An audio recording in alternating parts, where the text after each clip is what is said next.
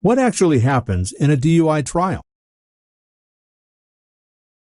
Attorney Myles Berman explains that there are many components of a DUI trial. After pretrial motions are taken care of, the court will screen potential jurors for obvious biases. According to state law, the defense and prosecution can each excuse up to 10 jurors without having to state any particular reason for doing so. Once a jury has been selected, the prosecution and defense are each allowed to give an opening statement. Next, witnesses are called. The prosecution first presents its case in chiefs and calls all of their witnesses.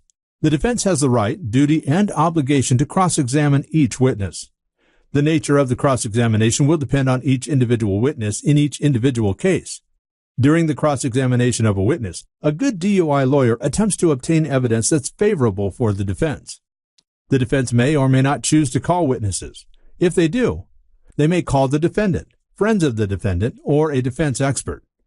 Depending on the particular case, there may be one or more officers involved.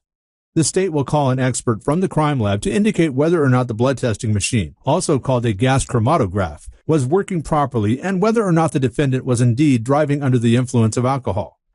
Sometimes the state will call the police officer to establish a basis for the portable breath test to be admitted into evidence if they have the records to establish the foundation for the results.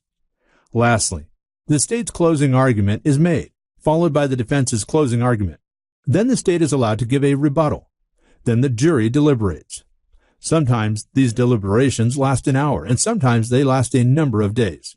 Depending on how many charges there are, the jury may come back with a finding of guilty, not guilty, or a combination of the two. If the jury is hopelessly deadlocked, then it would be a mistrial. Contact Top Gun DUI defense attorney Myles L. Berman, serving clients throughout Southern California, and he will represent you with the care and attention you expect.